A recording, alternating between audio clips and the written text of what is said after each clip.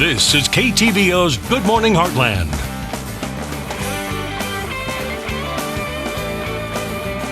And welcome back. We hear of concerns about individuals getting near retirement and not being prepared, and we also hear of concerns about Social Security. So just how does Social Security work? Well, we have David Bethel here this morning to break it down for us. How are you doing? Good. Well, all right, so the main question is, and we just talked a little bit about it before we came out to camera, is, you know, the big hype of that Social Security isn't going to be around, and for the younger generation, that by the time they are eligible to have Social Security, that it's not going to be there. And you say that's not the case. No, it'll probably be around. Okay. There's certainly a lot of legitimate conversation about long-term government debt. Mm-hmm. But Social Security is not in the same category as some of the other social programs. And there are things that could be done that would improve the long-term viability of Social Security. For instance, high-wage earners don't pay a Social Security tax on all of their income. Mm-hmm. That could be raised. That would bring in more revenue. The amount of tax we pay on our income could be raised. That would bring in more revenue. Or the benefits could be reduced. So for my parents, age 65 was full retirement age. For me, it's 66. Ella, for you, it's 67. Okay. Maybe if people continue to live longer, for your kids, it'll even be older than that. Okay. But those are ways that can make Social Security viable for a long time. All right, and so just kind of explain, how does Social Security work? Okay. There's three real things that are important to understand about Social Security. How to become eligible, how they calculate the amount of money you'll get, and when you can start drawing that amount of money. To become eligible, you need 40 credits, which is 40 quarters, used to be called 40 quarters, or 10 years of work. It's still 10 years of work, but now they've changed it up a little bit. A seasonal worker could earn enough in 1 or 2 seasons to get 4 credits.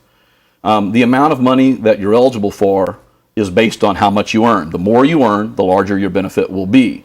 But it's really important to remember that for a low-income earner, Social Security will replace a much larger part of their income than for a high-income earner. And then when can you start? As I said, full retirement age for me is 66.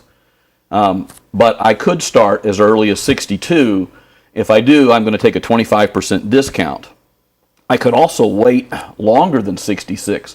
And if I do, for every year I delay up to age 70, there's an additional 8% delayed credit. Okay, so when is the best time to start taking your Social Security benefit? It's impossible to really know, but there's a couple of key factors. One is if you decide to delay starting your Social Security benefit after you retire, you have to have resources to spend during that window of time. So what you're trying to decide is, am I better off to spend my money and grow my Social Security benefit, or am I better off to spend my Social Security benefit and grow my money? Mm-hmm. Because the delayed retirement credits, as I said, are 8% a year, it can make a lot of sense to wait and grow your own money. Wait and grow your Social Security benefit. But that's not true for everyone. And the second factor that's really important is mortality. Mm-hmm. For example, if there's someone who's age 62, they're in very poor health, they can't work any longer, maybe neither of that person's parents lived to 62. Might not make sense to delay starting Social Security for that person.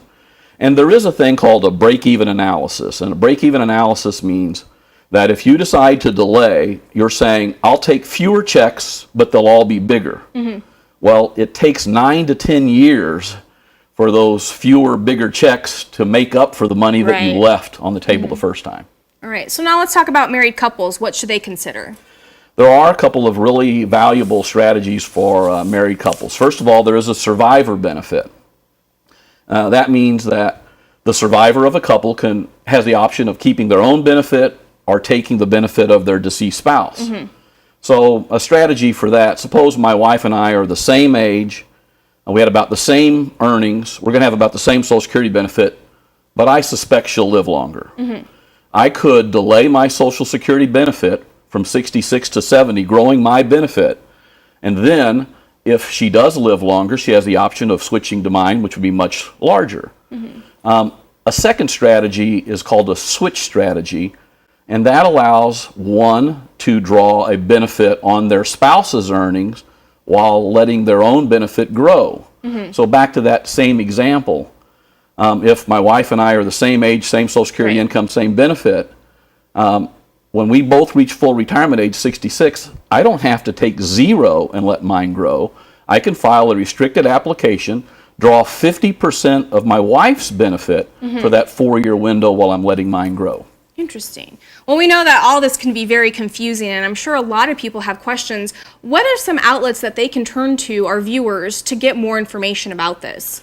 Certainly, if they're close to eligibility, they can make an appointment at their local Social Security office. They can run a break-even point analysis, and they'll certainly be able to explain the switch strategies very effectively to them. There are also some in the financial services industry who can help with this. At Financial Planners of Missouri, we occasionally will run an educational workshop for couples to learn more about these strategies. And then there's also a website that they can go to as well, which we posted on the screen right now. And what we'll also do is post it on our website at heartlandconnection.com. Thank you so much, David, for coming and breaking this down for us. It is a lot of information. So once again, we'll post all of this on our website at heartlandconnection.com, and we'll be right back.